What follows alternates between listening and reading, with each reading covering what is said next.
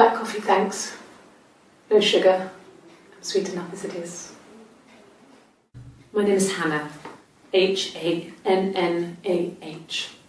It's palindrome. It reads the same backwards as forwards. It doesn't work if you mirror it though, it's not quite symmetrical, but well, I mean, you get the idea. Sorry. Hannah Smith, I live at 31 Gladstone Street.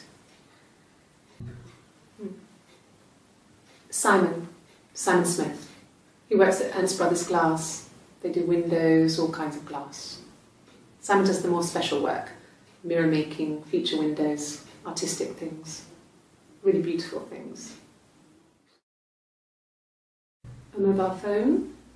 Yeah. Well, they have one for the glaziers, but it's only for work. I can't remember the number. Oh, it's in the kitchen. I saw it plugged into its charging cradle. Simon is 6 foot, darkish blonde hair, average build. He's clean shaven. If his beard grows, it goes ginger, so he shaves it. I mean, not that there's anything wrong with ginger hair. I bought a photo.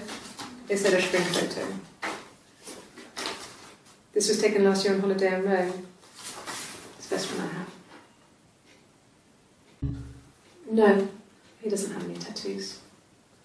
He has a scar down here near his stomach, past his hip. Cut himself with some glass. That was before, a long time ago. He looks just like the photo. He's not got his glasses on here though. He takes them off with the camera. But he needs them to see properly, you know. He has to read a newspaper or a menu in a restaurant. Not book so much, or watching TV. He likes TV. He was wearing a shirt, with a blue turtleneck shirt and jeans. He has a watch. It's a really nice one. That was a gift from his boss, Eric. He had his coat, a long grey duffel coat, like Paddington Bear. He would have taken that with him. It's not in the house. So, it was Friday evening. We had an argument. He left. On Saturday, he didn't come back. I waited all day. He was supposed to go help Eric out with something on the Saturday afternoon. They had a job, but he didn't show. So Eric was ringing on the phone. I checked at the Rock, that's our local. They said they'd seen him on the Friday night, but not since. He still wasn't back this morning. It just isn't like him at all. Still not back by dinner time. It's getting dark again. So I decided to come and see you. His parents haven't heard anything either. It's the Rockington Arms, the Rock. It's run by a nice couple, Peter and Susan. There's some other regulars there that Simon likes to drink with, and the barmaid they're having sometimes, Helen. Peter said Simon had been in and had a few drinks. No. I think he spoke to Helen. She said he was upset about our argument, but I'm not sure what else he said. He likes Helen. He likes blondes. He's married couple stuff. A stupid argument, nothing specific. No one knows how to push your buttons better than those you're close to. No. I mean, yes, we have arguments, but he never runs off. He always comes back. We make up. It's always that way. A long time. We got married when I was 17. Childhood sweethearts. Something like that. Are you married, detective? Suicide? No. I mean, he would never do anything like that. He is not the kind of person to do anything like that. I mean, to hurt himself? No. No. Not drugs. I mean, he drinks, but never very much. He goes to the pub and has one or two. Sometimes we go together. He drinks wine with food, but no, he doesn't have any kind of drinking problem. Yes, there's a car that we share, a Cavalier, and a van he uses for work. It's owned by Eric, but we look after it. Both of them are there now, parked in the street. I'm not sure about the keys for the van, but I can look for you when I get back. No. I'm not sure what strange would be, but he hasn't been acting odd. He's been busy at work, but nothing too stressful. He has a wallet, a huge, silly thing, leather, real leather, I think. He packs it full of stuff, business cards, receipts, lottery tickets.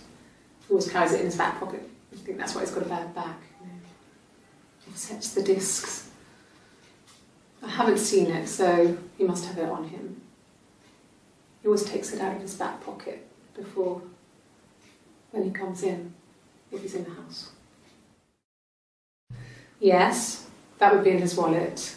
It's a Visa, a silver one. He doesn't like to spend money he doesn't have, so he usually pays with cash, but Eric convinced him to get one. Sure, I think. I do all the bills and paperwork and handle all the money stuff, so it should be easy for me to find. Do you want them dropped off to you? Yes, there's an Amstrad one. No one uses it for very much. There's a printer so you can write letters on it. Simon sometimes plays games, you know, climb the tower, save the princess, that kind of thing. No, he doesn't keep a diary. That's my thing.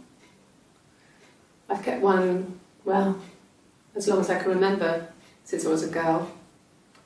It helps make sense of my day. And when you're forced to put something into words, it just gives you perspective.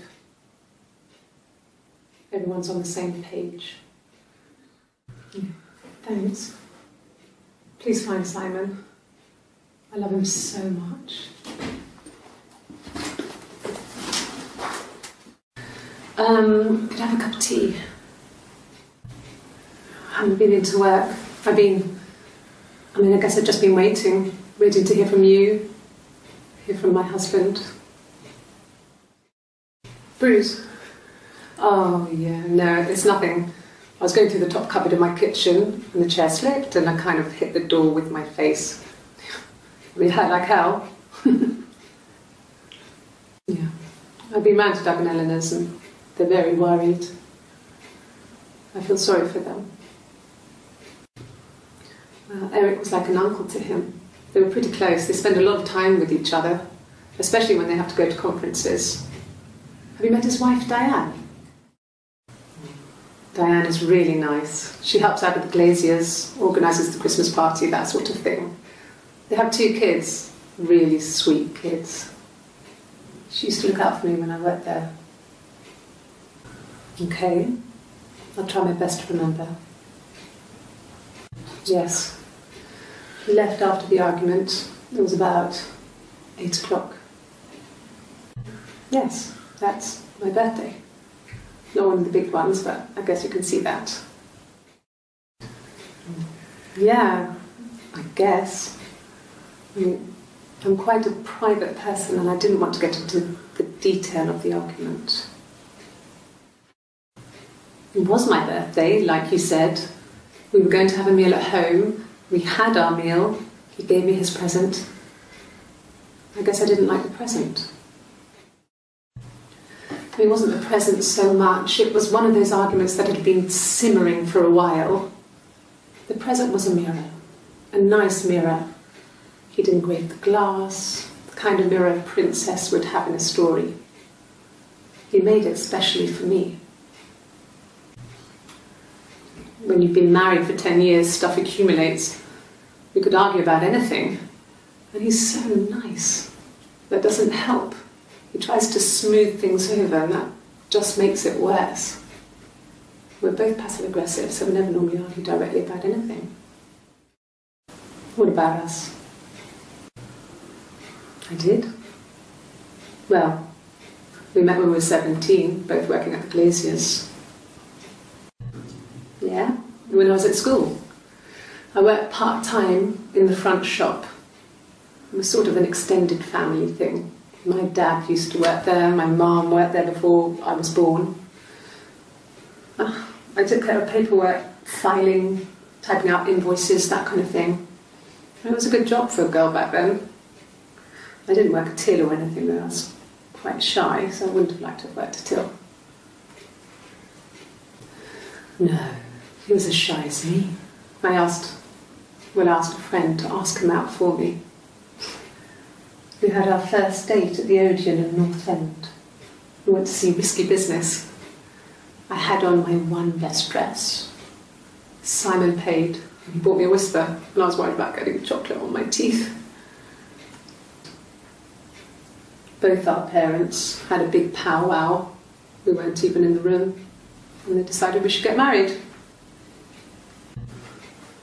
I guess you could call it that, but we were both happy to get married. It was a beautiful wedding. We had our first dance to Come Back and Stay. I'm not sure if that's a good wedding song, but I loved it. I chose it. I mean, it was genuinely our first dance. We'd never danced together before. It was probably awful to watch, but I enjoyed it. It felt like it was just me and Simon for that moment. Just the two of us. We spent the wedding night in a hotel in Brighton. It would have been too much to do more. We were saving for the baby. It was wonderful to be in a hotel, away from home, just alone together. Since then, we've always tried to get away for our holiday. We couldn't afford our own place. Simon dropped out of school, went full-time at the Glaziers. That was Eric's generosity. We moved in with his mum and dad. They had a spare room for us and the baby, if it came. It was a nice change, time to myself, living there for those months, full of hope. No, I lost the baby. I had a miscarriage at 8 months. We carried on living at Simon's parents until, well, it was only a few months after. Then my parents died. It was the worst year of my life.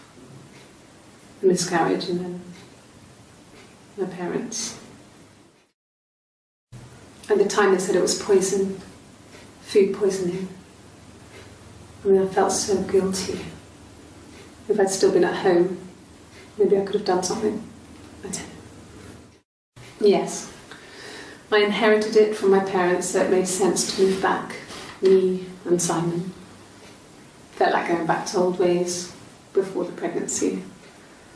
Reminded me of being a girl, a dollhouse in the attic, old things. We didn't sleep in my parents' bedroom for a long time. We decorated it as soon as we moved in, but it was another year before we started sleeping there. I got a job to contribute, you know. Doug knew someone and I got a job as a dinner lady at the primary school. They said it didn't matter if I could cook or not, just don't poison the kids. So you see, it's always been complicated between me and Simon. It's never just been the two of us, there's always been pressure. I mean, I don't know. Something must have happened to him on his way home. He could be hurt. I mean, why hasn't he phoned? I don't know. Oh God, I don't know. I mean, I guess the Rock. You've spoken to everyone there. Someone must have seen where he went. I don't know. So many things could have gone wrong. No. I mean, everyone loves Simon. He was so nice to everyone. He loves me. Fine. I've never had my fingerprints taken before. I once put my hand on the oven. Okay? I've given blood before. Do you need to take that for your records? No, it's okay. The other detective has just gone to get me one.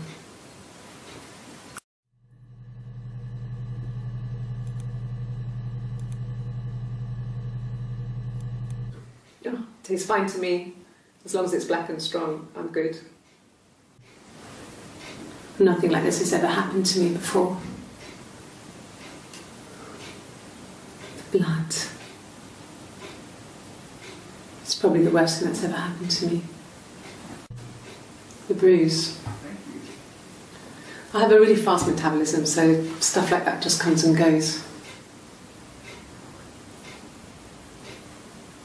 I don't know if there's much more that I can tell you that I haven't already told the other policeman. I found the body. You think it's murder? I mean, clearly it's murder. What can I do to help?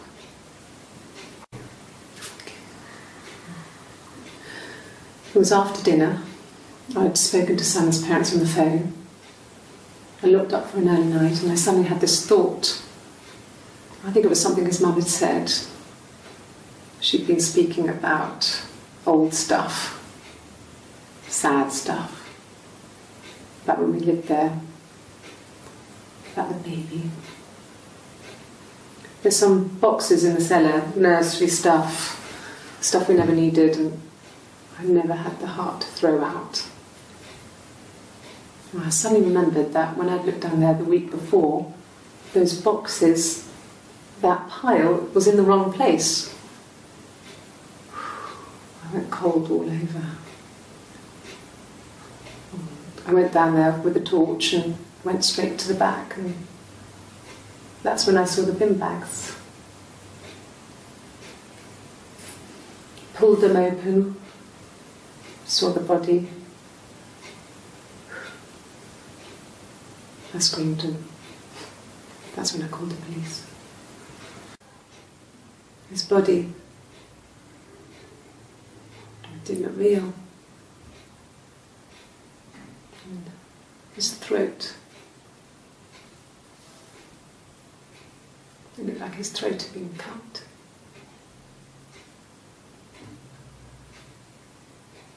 And I didn't see his glasses. He has these thick glasses.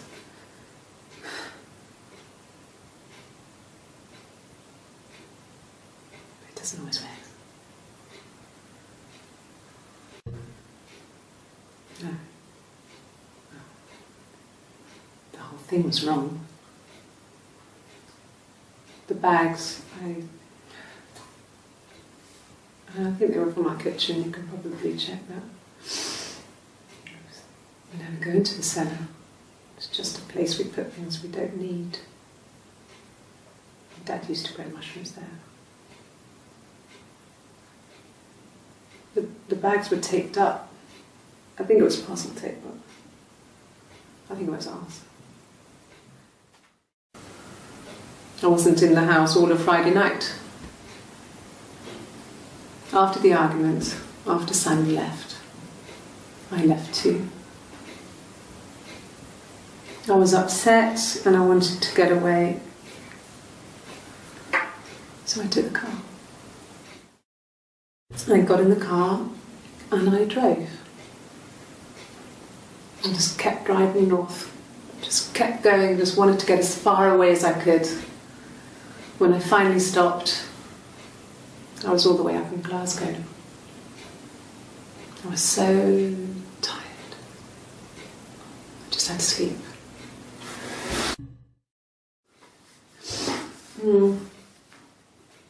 I left the next day, Saturday. I slept for a few hours in the car. When I woke up, I came straight back. Simon wasn't returning my calls and I wanted to try and make up. I got back to the house and Simon wasn't there, and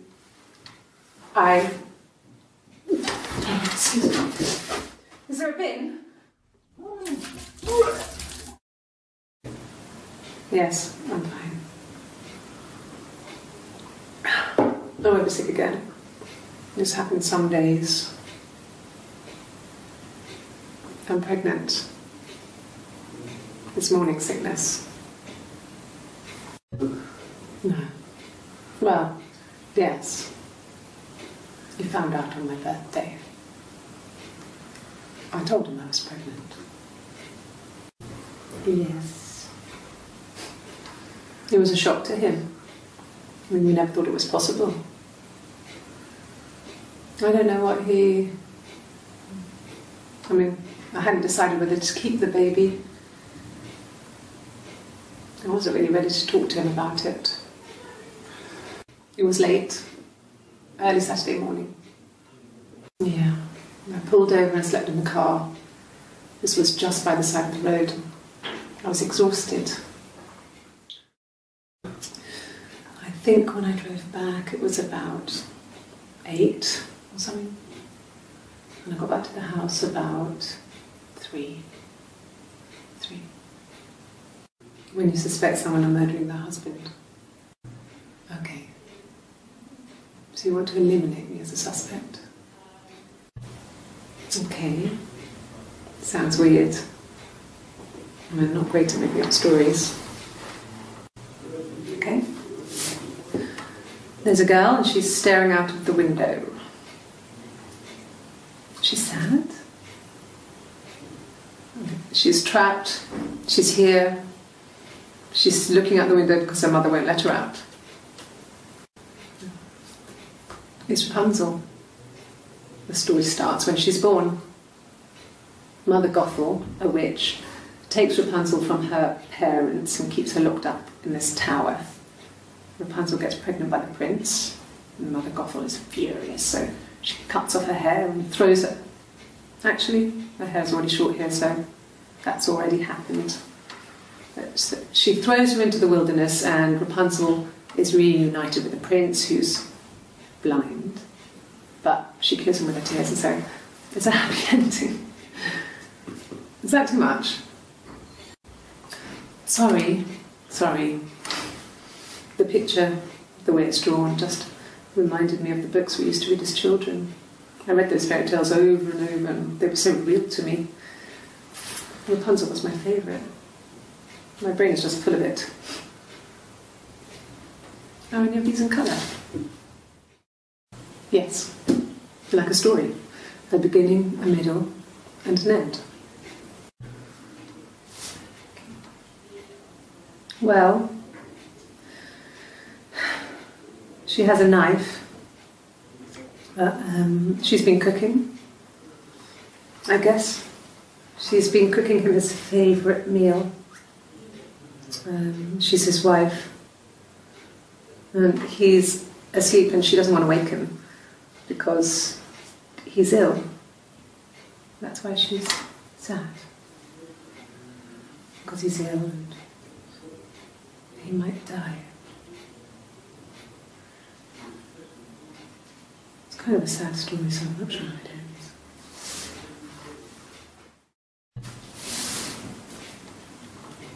She's crying, I guess.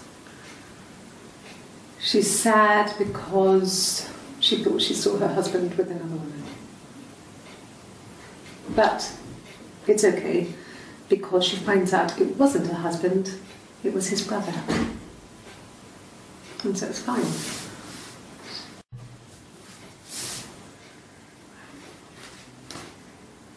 Okay, she's being chased. They're trying to catch her because she did something bad. I guess she broke the rules. Or maybe they think she did something bad. Maybe it wasn't her fault. She looks scared, not guilty. Maybe it was mistaken identity. Did they catch her there? I don't know. Did I pass? Sorry, I messed it up with all that Rapunzel stuff. Do you need me to do that card again? Yes. I read a lot as a child and watched lots of TV. Then the doll's house we still have in the attic. It's kind of a fairy castle. We used to play out there and make up our own stories. From when I woke up. Okay.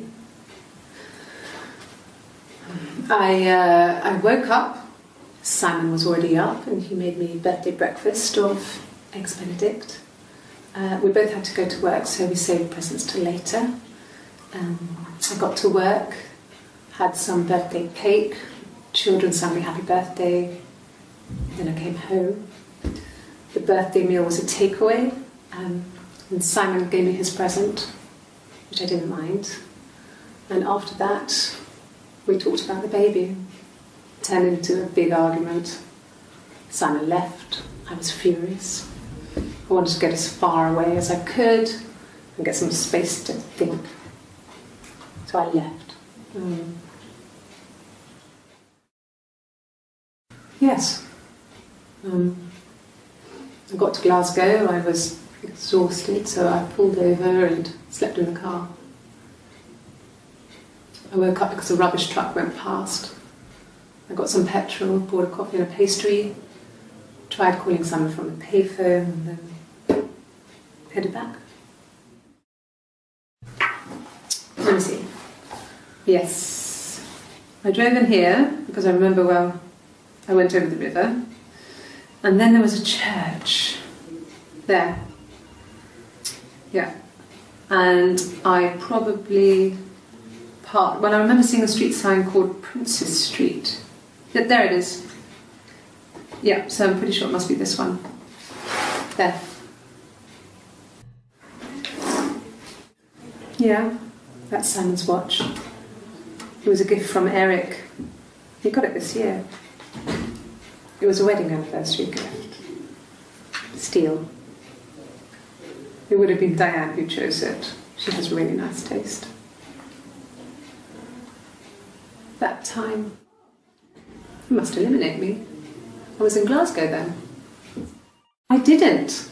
I slept in the car. I left about 9 that night. I wasn't there. No, I don't think so. Glasgow was deserted that early in the morning. Asked the hospital. When I arrived in Glasgow, I was exhausted. The streets were empty. I was driving badly. And I hit a taxi. Not a big crash, just paintwork. The guy was so pissed off because I didn't have a driving licence on me. But when I told him I was pregnant, he made sure I got to the hospital so they could check me out. It was fine. The hospital must have details when I was looked at. There's a scratch on the car. That should eliminate me as a suspect. If I was in Glasgow, I can't be in 2 places at once. I thought it made me sound suspicious. It's not a normal thing to do, to drive to the other end of the country. I wanted to keep it simple. I know it was stupid not to tell you everything. Saying I spent the night in Glasgow when my husband went missing, I thought it would, distract you from what was important.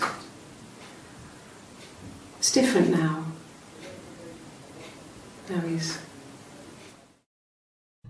No. Everyone loved Simon. He's a glazier who doesn't have much money. I don't know. I don't know.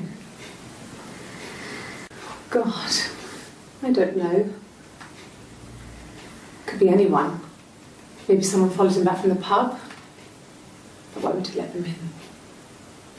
Doesn't make sense.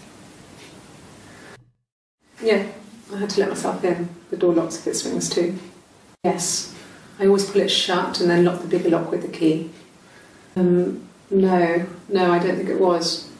I turned the key but it was already unlocked. No, they were shut. Most of the windows are really hard to open anyway. They're stifling in summer. They were painted over by my dad. Could have left a door open accidentally. Or there's a cat flap in the back door. No cat. My parents had a cat before they died called Domino. It was this little black thing with white dots. And we never did anything about the cat flap, but if you were thin, you could maybe squeeze through it. I think so. I mean, to get into our garden, we'd have to climb through other gardens.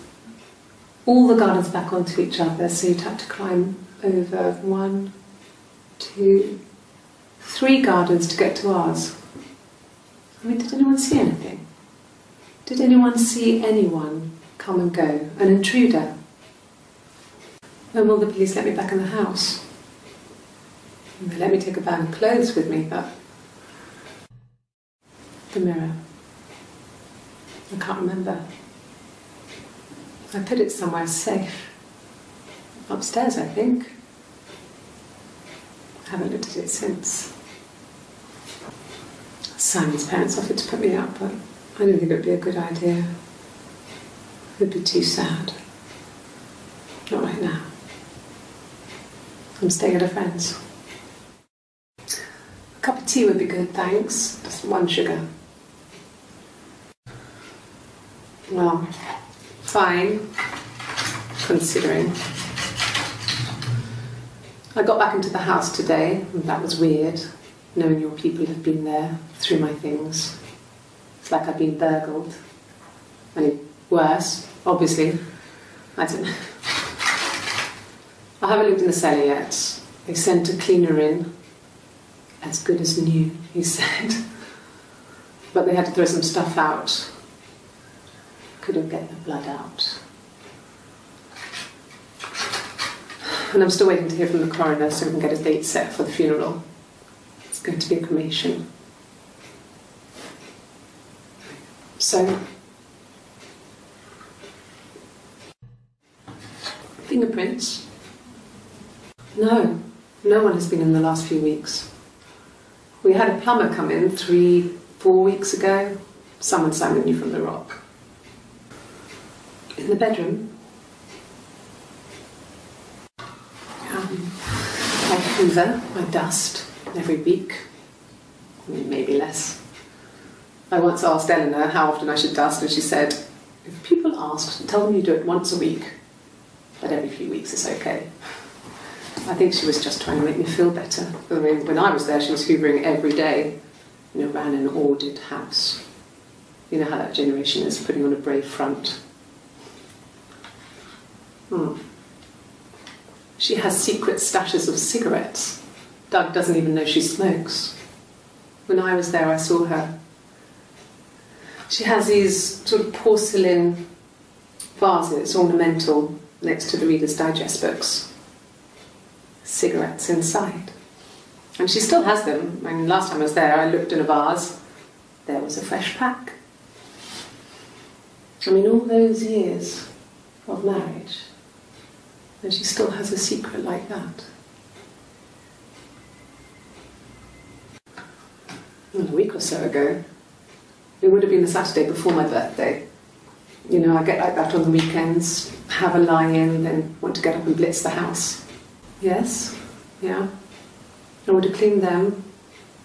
I changed the sheets too, with the fingerprints in all those places. Could they have been my parents' fingerprints? I'm not sure how long they last for, but is that possible? That can't be right. In the bedroom. I sleep on the right side of the bed as you come in from the door. You can tell because I have 2 pillows and he just has 1. What kind of hairs? A wig? You mean... What type of wig? No, I've never worn a wig. What kind of wig? No, I've never worn a wig. What kind of wig?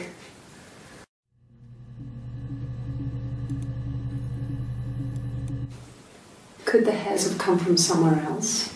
I mean, could they... We have a lot of dolls in the attic.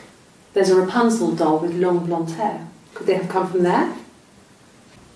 Okay. I parked up in the street. It was busy, so I had to park down the end of the road. Walked up, knocked on the door, no answer.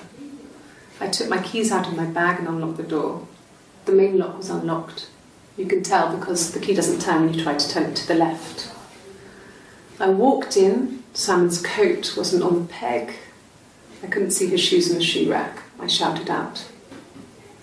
I walked straight into the kitchen because he usually sits in there to have a cup of tea and read his paper, but he wasn't there. I touched the kettle, it was cold. I looked quickly in the living room, nothing. So I walked upstairs to the bedroom and he wasn't there. I didn't search for him because it was pretty clear he wasn't there. I had a shower.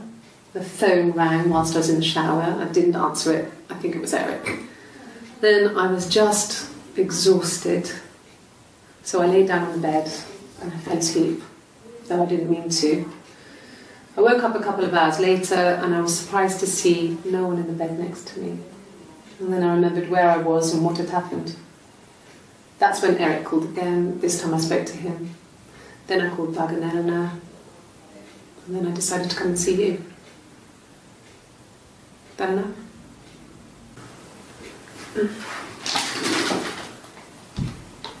Yes, this is it. He made it himself. It's a special one-off.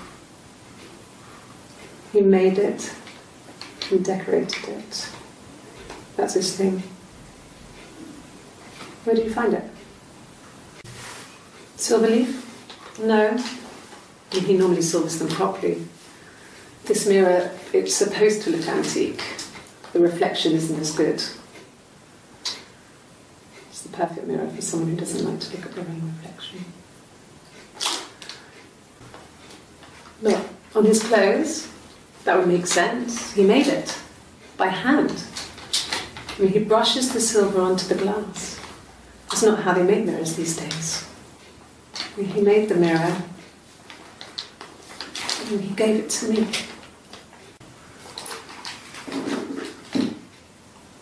On his throat. How? An affair. Simon wasn't having an affair. No, Simon wasn't seeing another woman. Good, happy. I mean, ups and downs like any couple, I guess, but we've been married for over 10 years.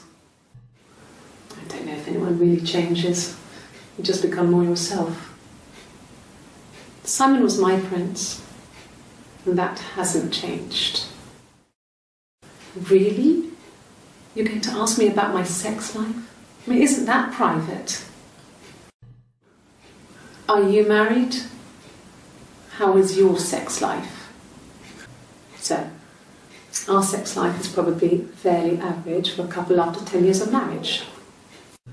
No, I have never been unfaithful. I've never cheated on Simon. No, you're talking to the wrong person if you think I'm some kind of slut. If you think I'm the kind of person that would have had sex with all those guys. I mean, not really.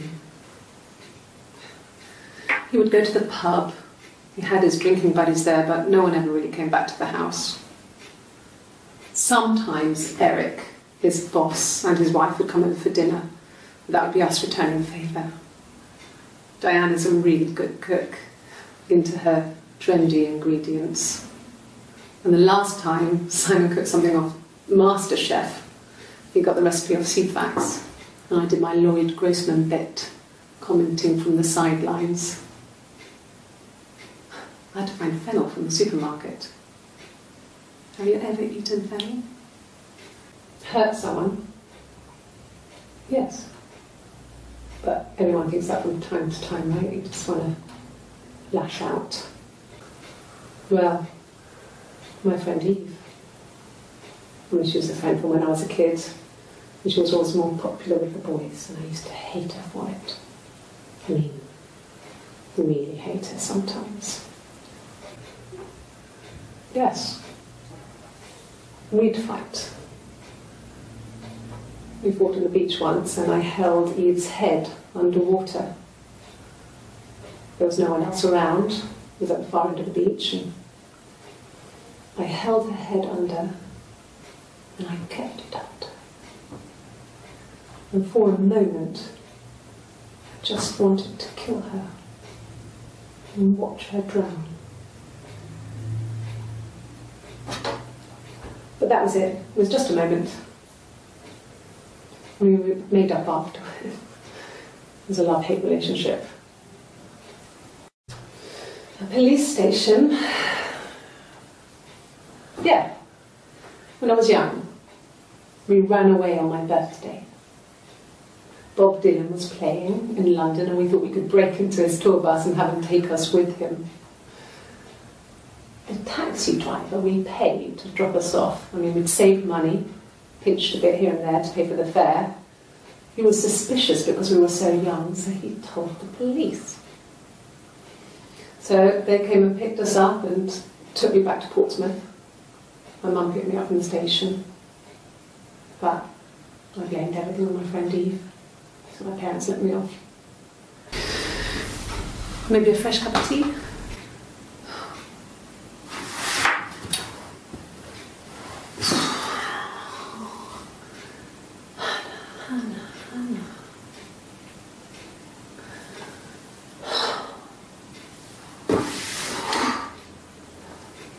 What are you doing talking about Eve?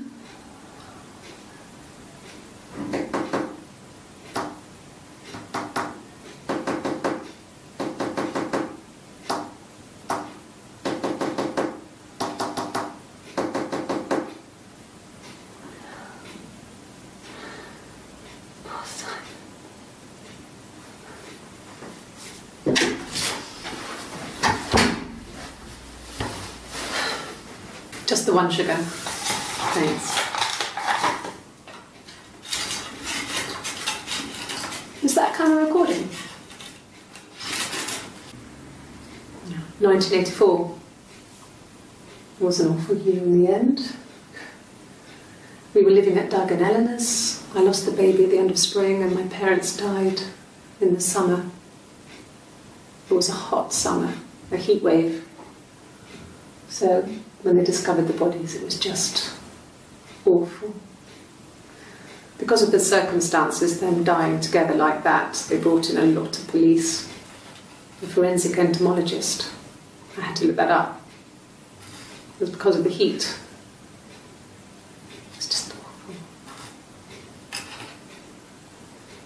They said it was food poisoning. There was something in the food they ate. My dad liked to pick mushrooms, grow them too. They said it was the mushrooms. It was hard to believe. Death caps. They have a skirt around the cap. My dad taught me that.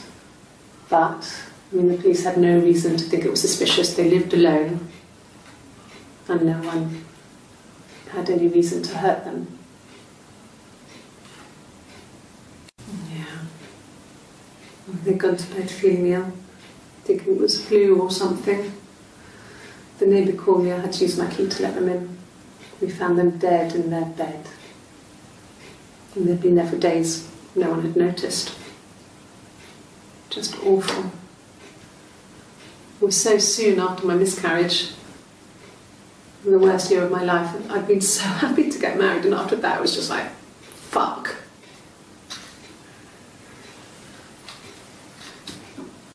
Yeah. I mean, I was infertile.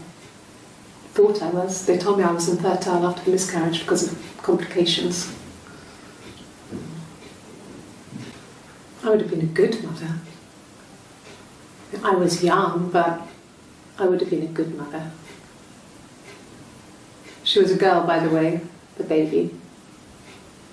We were going to call her Sarah. Simon wanted to call her Ava after his nana, but I didn't want her to have a symmetrical name. It's all that matters, really, the baby. Simon's dead, but the baby, that's how he will live on. Our baby. No, Simon didn't play guitar. He wasn't very musical. He liked to listen, but he was tone deaf. Yes. Yeah, it's my guitar. Black, no sugar. Thanks. Oh, okay. I parked up on the street. It was busy, so I parked down the end of the road. I walked up to the house, I knocked on the door, no answer. I took my keys out of my bag, unlocked the door. The main lock was unlocked. I could tell because the key wouldn't turn when I tried to turn it to the left. I walked in. Simon's coat wasn't on the peg. I couldn't see his shoes on the shoe rack. I shouted out for him. I walked straight into the kitchen. He usually sits in there to have a cup of tea and read his paper. He wasn't there. I touched the kettle, it was cold. I looked quickly into the living room, nothing. I walked upstairs to the bedroom, he wasn't there. I didn't search for him because it was pretty clear he wasn't there. Then I had a shower. Whilst I was in the shower, the phone rang. I think it was Eric, his boss. I didn't answer it. Then I came out and I was just exhausted. So I lay down on the bed and I fell asleep, but I didn't mean to. I woke up a couple of hours later and I was surprised to see no one in the bed next to me. And then I remembered where I was and what had happened. That's when Eric called again. I spoke to him. Then I called Simon's parents. And then I decided to come and see you. That enough? Yes. I speak with Eleanor at least once a day. Not that there's anything much to say. It's more just...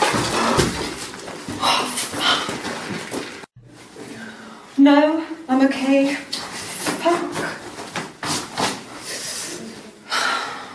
Oh, my tattoo.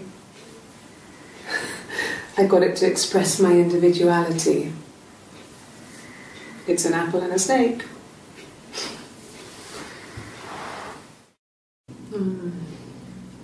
About 8 years back. It was a present to myself. I shouldn't even be drinking coffee with the baby. It's been hard trying to give it up. I think they say you can have 1 cup. You have children? Cute. You must love them very much. What ages are they? Must think it's very cool that their dad is a police detective. Yeah, we were 17. It was a nice wedding, people said. Simon looked very handsome in the photos. His parents paid for everything, but he's an only child, so it was important to them. It was what they called a shotgun wedding, but if you looked at the photos, you couldn't tell. The dress was beautiful. It looked like Princess Diana's. The train wasn't quite as long though. There's a great photo of the bridesmaid helping to carry it out of the car. Was he my first? No need to be so coy. No, he wasn't my first. That would have been Carl. He was a local boy in a band. He was a bit of a shit. But he was sexy. We were 15. No, I was 15. Carl was older. 17, I think. I was really into him, regardless of how he actually behaved. Lots of drunken teenage sex. We did it in a church once. It's stupid. So he got tired of us and we split up after about 6 months. It was sad, but those early experiences, they help you realise who's really important to you, you know? Family. Family. So, Carl fucked off, and then there were other boys here and there, and then Simon. And the Glaziers. I worked there some weekends, and Simon had a part-time job there too. That was Eric's generosity. He was always good at helping out other people's children. Simon was quiet, more thoughtful than the other boys. Even then, he had a sense of craftsmanship. Wasn't always rushing stuff. Boys that age are just running around like headless chickens most of the time.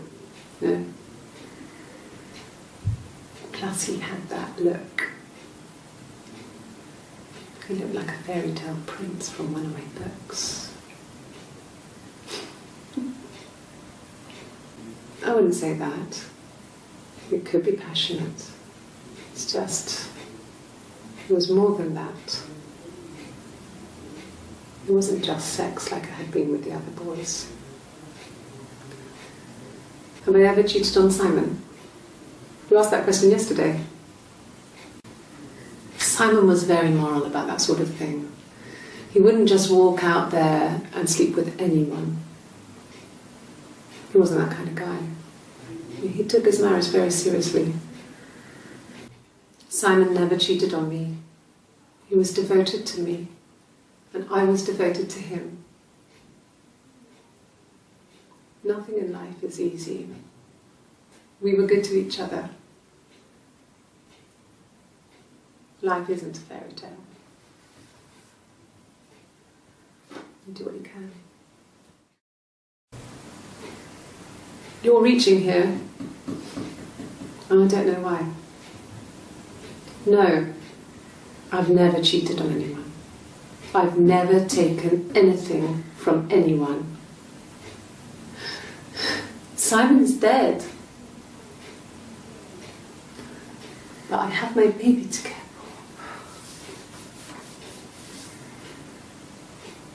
Why are you trying to make me sad?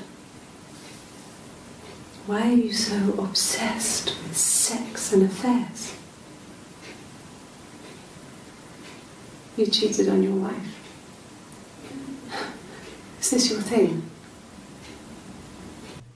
And what did your wife do? She didn't kill you. You think I killed Simon because he was having an affair? Well, I didn't kill him. I wasn't even there. I was in Glasgow worrying about whether my baby was still growing inside me. I mean, why would I kill Simon? I loved him. This other person doesn't exist. I don't know what the blonde wig is, but it could be anything. Have you looked at the cat flap? No. I've had enough coffee for today, thanks. Glass of water.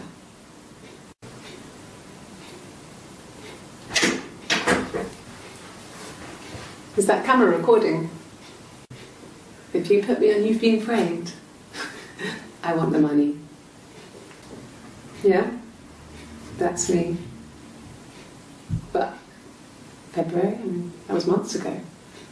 What's that got to do with Simon's murder? Well, I don't know. I probably had to pop out and get something, that's why I was speeding. And that wouldn't have been noted on my timesheet. But I really can't remember back to February. Well, I remember the ticket, of course. I paid it without telling Simon. Didn't want to get told off. And they put points in the licence. Like I said, I think I was popping out to get something, ran out of something, had to grab something. I sometimes drive too fast. If you want, you can arrest me for that. You must be desperate for leads if you're getting hung up over 6-month-old speeding tickets. There was a conference, something to do with double glazing. In Oxford? Are you sure? What would he be doing in Oxford if there was no conference? I remember calling him. He said it was boring and he spent most of the time at the bar. And the hotel said he was there? Okay, you got me. I'll confess. We were there. It was a dirty weekend. Simon was going to expense it, pretend it was a business trip. I used a made-up name. We stayed at the hotel, had room service, didn't leave the room, had a great view of the river, and you could hear the church bells. Like you said, it was very romantic. It was supposed to be a secret. Just because Simon is dead, it doesn't mean I have to give up all his secrets. It doesn't have anything to do with what happened to Simon. No one murdered my husband because he cheated his expenses for a romantic weekend in Oxford. You want me to play something? Well, I'm not the world's greatest guitar player. Okay? Probably needs tuning. No, it's okay. How about a traditional ballad? Should be right up your street.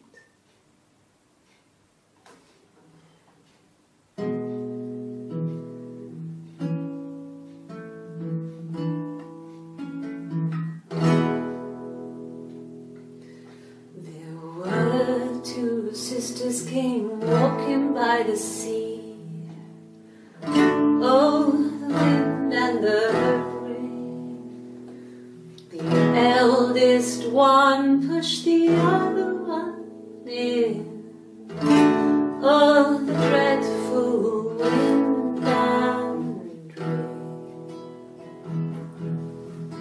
See, they both had a love for the captain's son.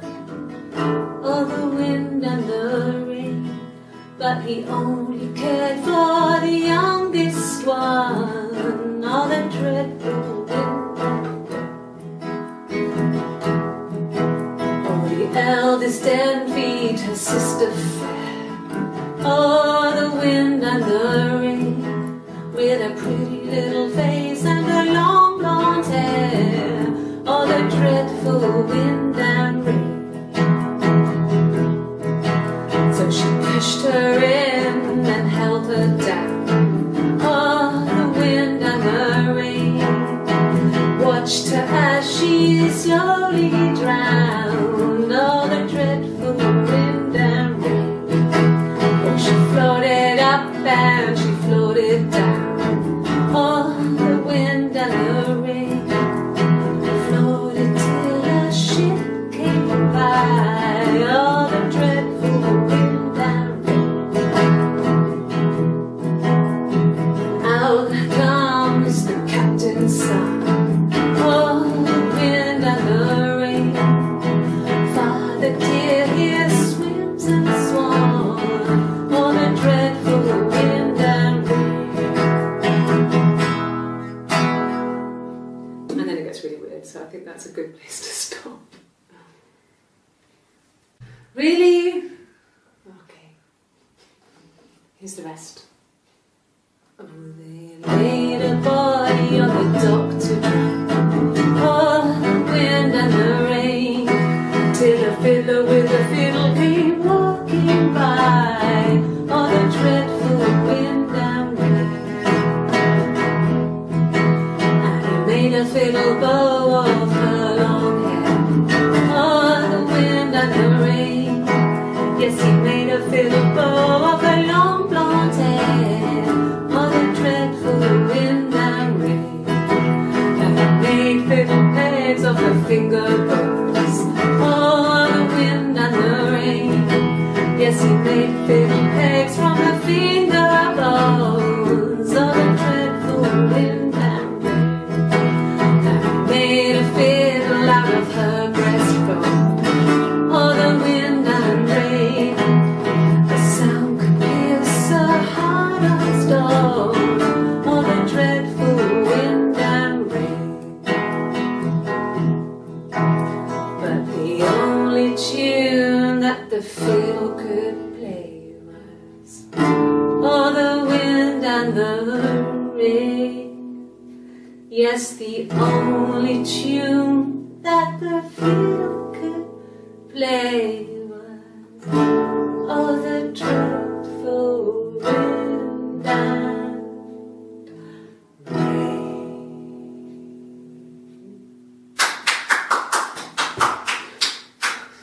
Anything you sing may be used as evidence against you. Simon and Eric arguing? No, I can't imagine they'd be arguing. And they get on so well. Unless it was something to do with work. Maybe Simon was being too much of a perfectionist. But I don't know. You should ask Diane. Coffee, I guess. Milk and sugar. This is the third day running you've called me in. I speak to Doug and Eleanor every day. And they say you've been asking a lot of questions. About me. Should I be worried? Am I a suspect? I don't see how it's hard. We've established I was in Glasgow when he was killed. You've spoken with the hospital. Rehearsed. You ask me the same question, you'll get the same answer. Is that your evidence? Of course I thought about what happened then. It's all I've thought about. My husband is dead. Twins? Really? Are you really asking me that question? Are you out of your mind? Twins? Really? Go on then. Take the cup. Run your fingerprints. They'll match. Fucking idiot. For fuck's sake. Can I leave? Are you going to arrest me? No. They'd laugh you out of the building. A lawyer would make mincemeat of you. Are you arresting me? No. Fuck off. Open this door. This is a nice room. Is this where you take people when it's time to arrest them? Yes. I understand my rights. No, I don't need a lawyer. I didn't murder Simon. You've got it wrong. You've got the wrong person. Yes, I'll take a lie detector test. I've never taken a lie detector test before. Does it really work? Yes, my name is Hannah Smith. Oh, shit. Sorry. Yeah, I get it. Yes. I can take the stuff off now. Did I prove I'm innocent? My name? That was the only question I failed. Your lie detector works. My mother called me Eve. Well, she wasn't my real mother, but she raised me. Do you want to hear the story? It's a real-life fairy tale. Across the road, where my parents first lived there, was a midwife called Florence. When Hannah was born, I was born at the same time. The midwife was there to help. I'd been throttled by the cord, probably wrapped around my neck by Hannah. The midwife told my mother I was dead. But I wasn't. She wrote all this stuff in a diary. Amazing what people will admit to on paper. Florence took me home with her. Mother hadn't been expecting twins and had a healthy baby. I guess she was just happy for Florence to clean up. Take away the evidence that this was anything but a happy occasion. Florence raised me in her home. I never left it. She kept me out of sight. It wasn't odd for people to see a midwife with a baby, carrying in supplies, washing nappies, that sort of thing. I never knew any different. I grew up looking out of my window and seeing her across the road. I thought it was like a reflection in the mirror. She was me. Yes. The first time we saw each other, it was strange. We both realised at the same moment, I think. We must have seen each other before, but there was this instant when we first realised it wasn't a reflection. The reflection was staring back. I think I was 5. It was my birthday. My reflection was wearing a party hat and waving. I knew what party hats were from books. And it suddenly occurred to me, today must be my birthday. I waved back and we just spent ages waving at each other and copying each other's movements.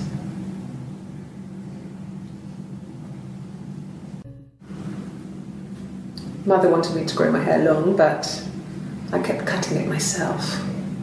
I wanted to look like my reflection. She always had short hair when she was little. Mother would hide the scissors, but I would find a way.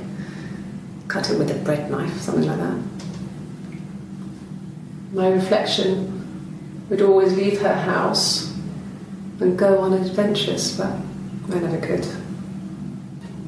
Mother taught me at home, and I had books and TV.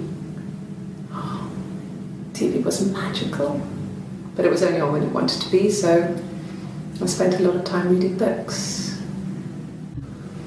Fairy tales. Stories about lost princesses, evil witches, magical mirrors and lost children. So you see, even before I knew the truth, I'd found it in those stories. Florence was a warm, kind person, but she was broken, I guess. When I found her diary, I also found a biscuit tin with other stuff in it, older papers, letters, that kind of thing. Her story wasn't there. I never really spoke to her about it. I was far too young to really understand. I guess I just put it together later, once I was older. She had loved children, planned to have a large family, but her husband died in the war. And that was back when you married for life. She never felt like she could marry again. Isn't that strange? She was a widow from her 20s. But, I mean, I guess it was different then. You know, you married for life and she felt she could never marry again. I guess it was harder, a war widow. Honour the dead. I don't know, maybe there was more to it than that. I don't really know. No, it was just me and her. It was the name they were going to call their first child. They talked about it and were going to try when he came back. Florence's family had a history of firstborn girls, so they were convinced it was going to be a girl. It's hard to know if this is all true. These are stories I remember, that I read when I was a child. Maybe I misread, maybe I misunderstood. Sometimes it's hard to remember what happened last week.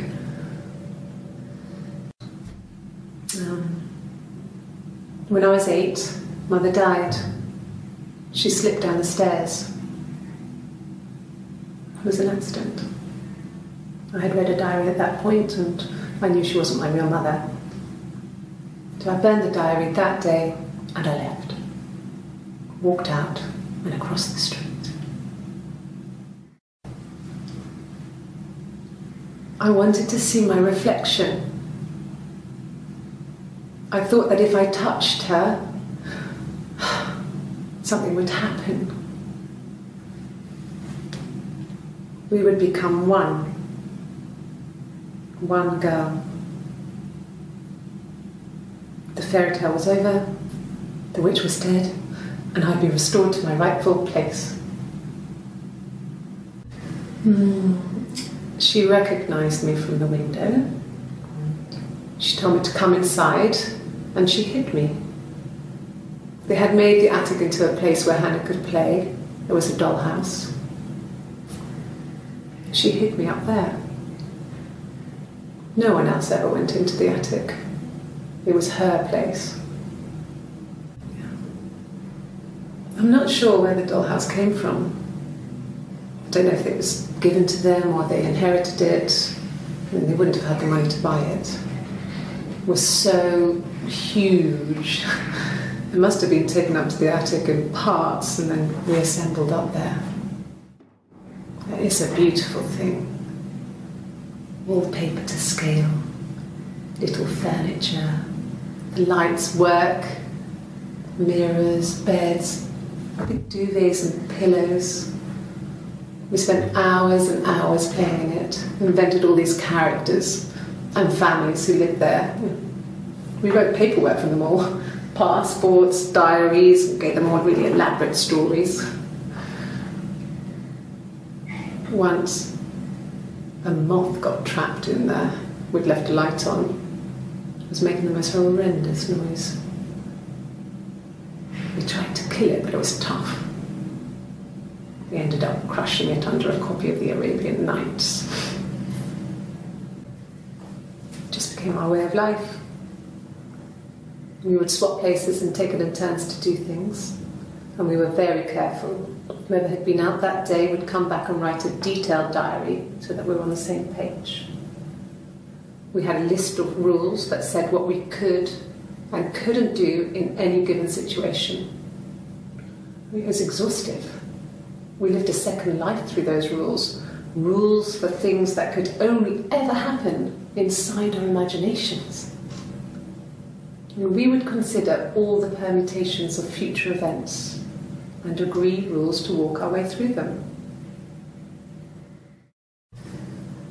If one of us got hurt, the other one would have to be hurt too. A grazed knee, a bruise. When I lost my tooth first, we had to pull out Hannah's to match. Once, I slept with a boy who was seeing another girl. The girlfriend came up to Hannah the next day and punched her in the face, gave her a huge black eye. That night, she had to do the same to me. And she almost went too far. I couldn't see out of that eye for days. She snuck frozen peas up for me from the kitchen. So much of our bodies were synchronised anyway. We started our period on the same day.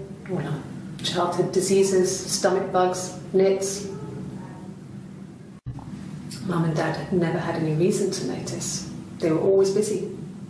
If Hannah was eating a lot, they didn't mind. She didn't put on any weight. That girl has a healthy appetite.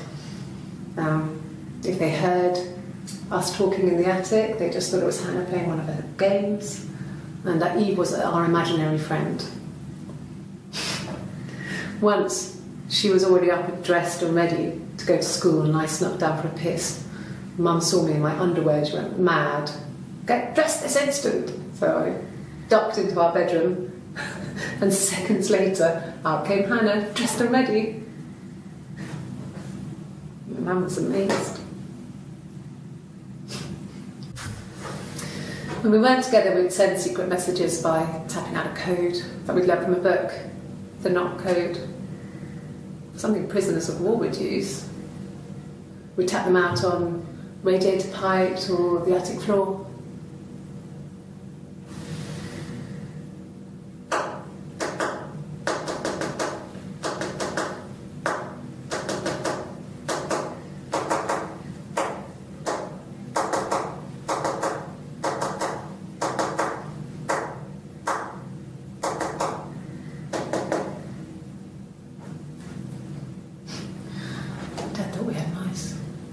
But they couldn't find any.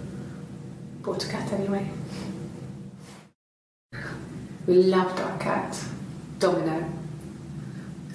He had this little bell around his neck to stop him from killing birds in the garden. And we used to write each other notes and put them in the bell, and we could send them to each other. Mum found some of the notes once, and she thought I was just writing to myself because our handwriting was identical. And we had our own words for things, so she didn't quite understand them anyway. We were obsessed with fairy tales. Not just the pretty, pretty ones, but the traditional ones. They were dark and real, bizarre and violent. Felt like life. We had this huge old book that I think Mum must have bought from a library sale. The illustrations had thin tracing paper over them to protect them. They were in colour, shiny plates. At the front of the book was an index of illustrations. We read that more than the actual stories. We'd read aloud the captions and flip between the pictures. There was something intimate about peeling back the tracing paper, undressing the pictures. Rapunzel's hair is cut. The eagle plucks out his heart. The princess pricks her finger. There were always princes and princesses. They were the special people, more important than the other characters in their stories. We knew we were like that. Twins. Magical. We were the princesses. We had a poster of Princess Diana from the newspaper up in our attic. Had a pride of place. And underneath we used to put all our special things. When her engagement was announced, we were obsessed with everything she did. And later, when her life went so bad, we felt for her. Her divorce last year just kind of drew a line under things. When beautiful people died, we always felt like it was a sign. You remember Princess Grace Kelly? She died in a car crash the year before we met Simon. We used a Ouija board to speak to her, and that gave us the power to find him. That's what we thought then. That people who died tragically leave some kind of magic behind. We used to share dreams. We used to wake up and write them down in our diaries immediately and compare them. Mum and Dad never knew what was going on and got so good at it. We were so in sync that we'd use each other to cheat. If one of us had a hangover, the other one would go to school. Whoever was best at a subject would sit the exam. There were lots of differences between us. Some things one is better than the other at. Differences? She's a better driver than me. She passed the test for us. I tried to take it and nearly crashed the car. Learned that you can't rely on confidence to get you through everything. She is the shy one. She was especially shy around boys. If Hannah liked a boy, I would have to pursue him. It was that way with Carl. Hannah met him first. She had such a crush. I let him take my virginity after a night that his band had played at. It got difficult. When I was with Carl, we would have sex, but Hannah couldn't let him see she was a virgin. She had lots of excuses. After a while, we decided that I should take Hannah's virginity. It's not that different to a bruise, pulling a tooth, a graze. We used a hairbrush. After that, we took it in turns, though. I was always the one who seduced the boys.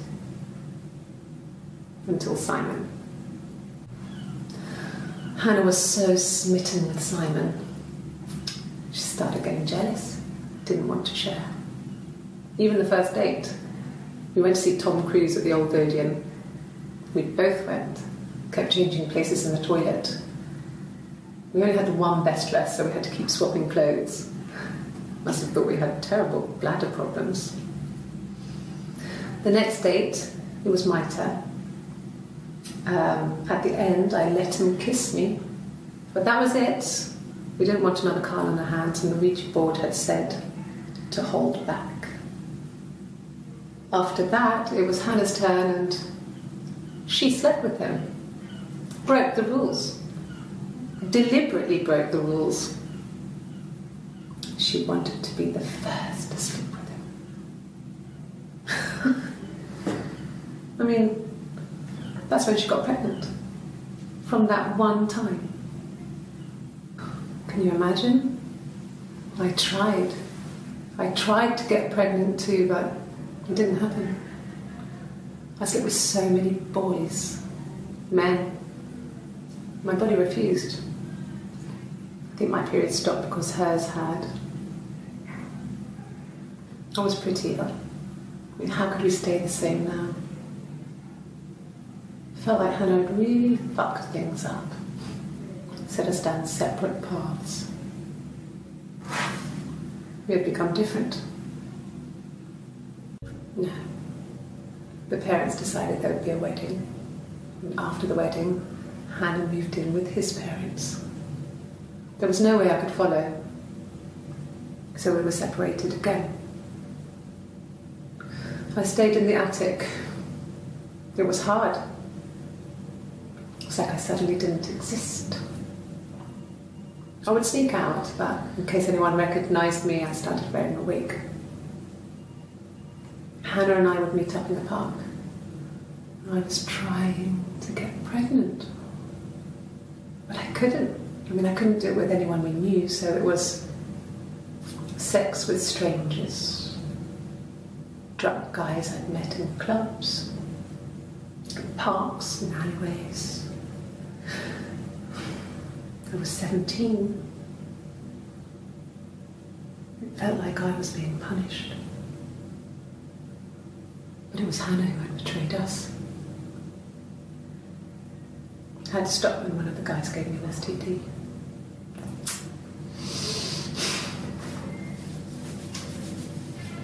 When we met up, it was disturbing. For the first time, my reflection, she didn't look like me. She was fatter, flushed. If anything, I was getting skinnier.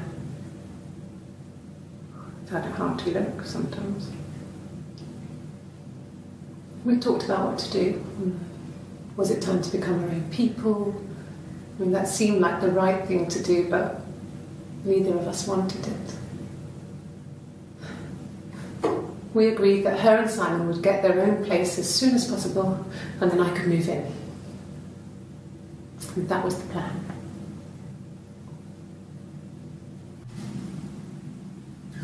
Hannah had a miscarriage.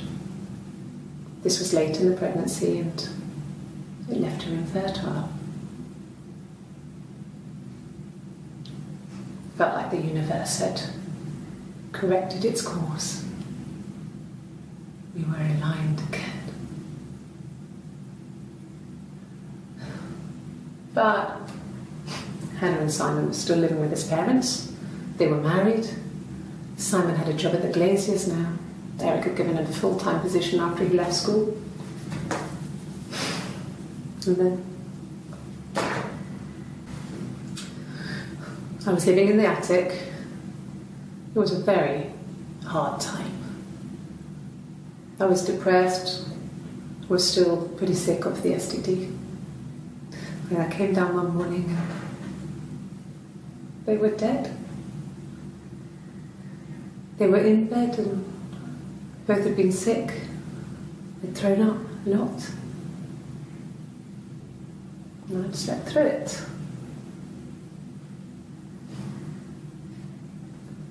The police said it was the mushrooms they ate.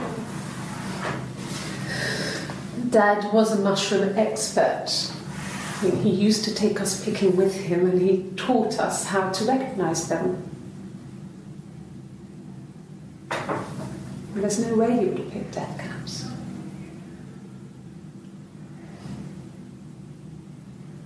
But the police believed that's what happened. They never even looked in the attic.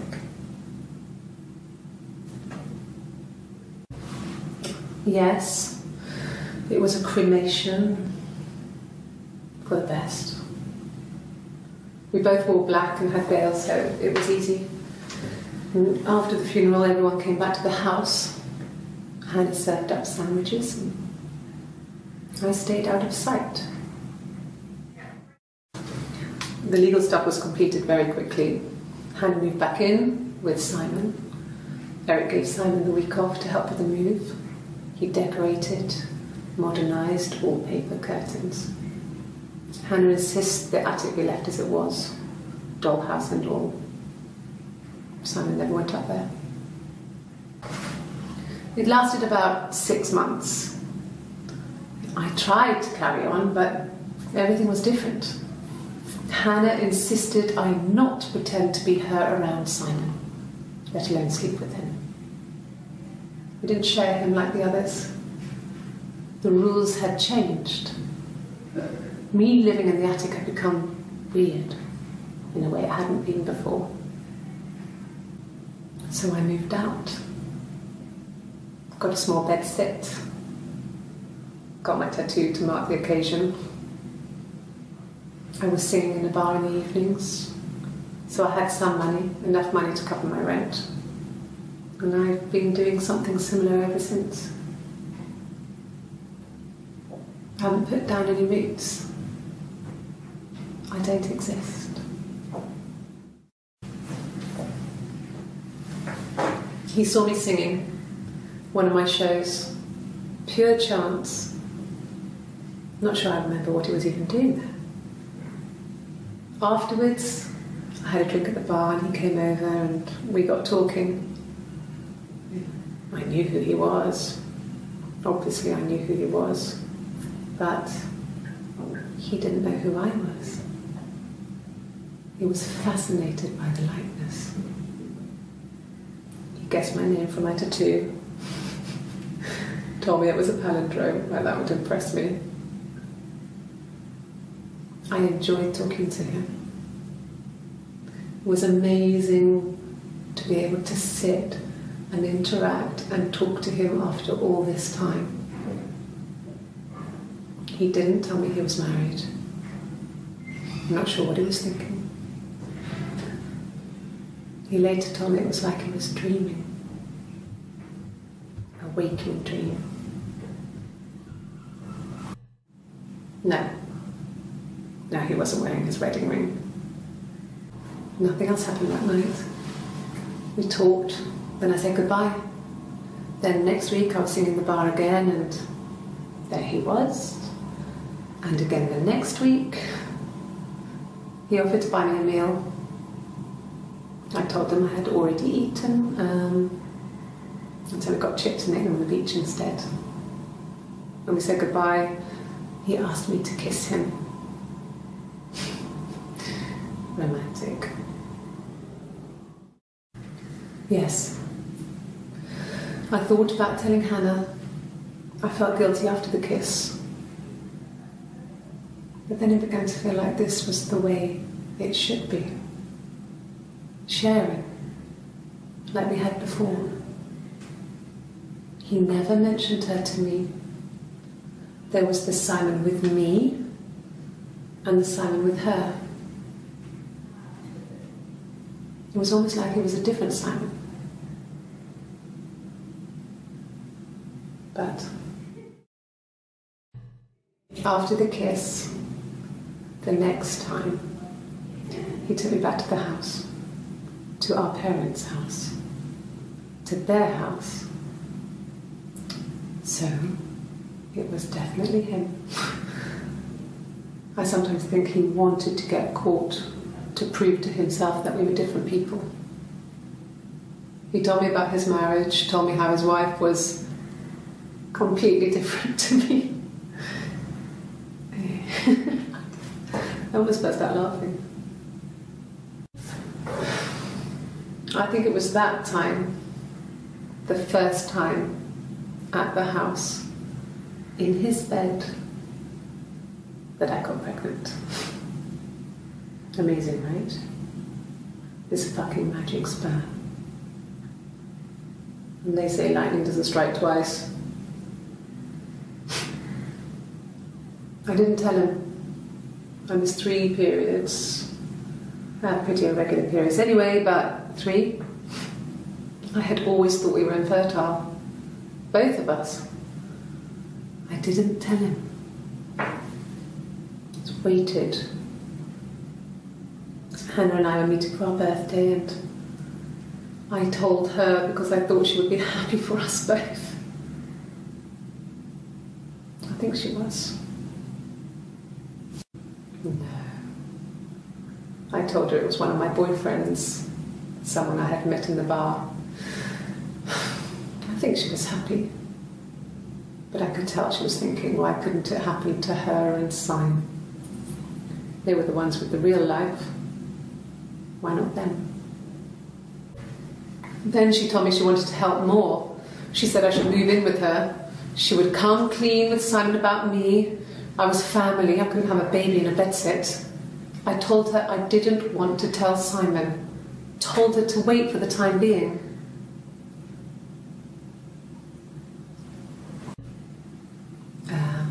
When she went home, Simon had a birthday tea waiting. Afterwards, she told Simon about me, told him I was pregnant. She wanted me to move in with them, this sister he didn't know she had. She knew that instant. The look on his face. She knew. She sent him out the house, kicked him out, called me up, crying, and I went round. I guess I had a feeling I could hear something was wrong in her voice, but I wasn't sure what it was. She called me sister on the phone. She never calls me that. This was about 9. I went round and she was waiting for me. She was furious and so angry, the kind of anger you can only have towards yourself. We screamed at each other, argued, cried, we fought. I hit her back, left a bruise. I had my wig on from performing and she tore it off. Eventually we grew tired of fighting and I left. It's like I told you before, I drove. I took the car and drove. I don't have my own car, but I have a spare set of keys. I just drove north. I wanted to think, put some space between me and them.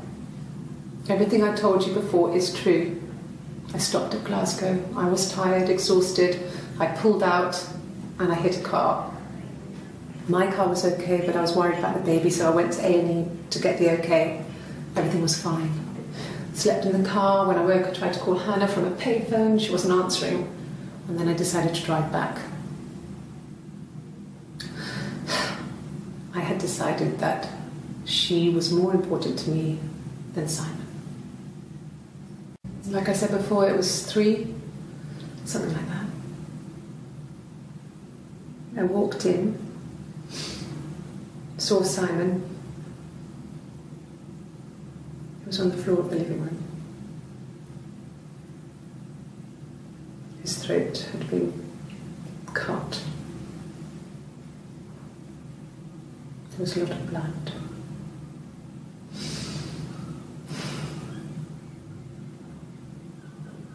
Yeah, he was dead. She was sat behind him. She had my wig on.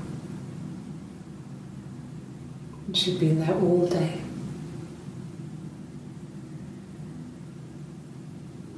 And she had blood on her.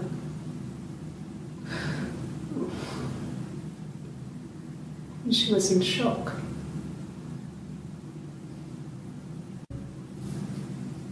Her story is that she'd waited for him to come back. She put on my wig, some of my clothes, pretended to be me. They talked. She'd enjoyed being me. He said he wanted to be with me. Then he took out a present, another mirror, just like the one he'd given her earlier. That unique present. She went crazy, smashed the mirror. They argued, screamed. He hit her. So she grabbed a piece of the mirror and just swung it round. She cut his throat clean open. She'd only meant to scare him off. It happened very quickly. We hardly had to talk to each other. We agreed almost silently. The baby was what mattered. We'd help each other. We cleaned up. We bagged up the broken mirror, her clothes. They're gone. We took him down to the cellar. We had an alibi, and we wanted the body to be found later. We wanted to have suspicion on us, so we could then disprove it, rather than have it linger. Better to keep the body in the house than risk being seen with it. The watch, that was my touch, to make sure the alibi stuck. My sister is gone. And she's never coming back. Can you arrest someone who doesn't exist?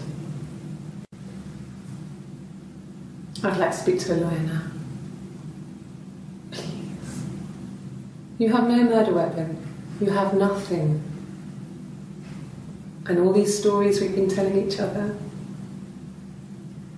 just that. Story.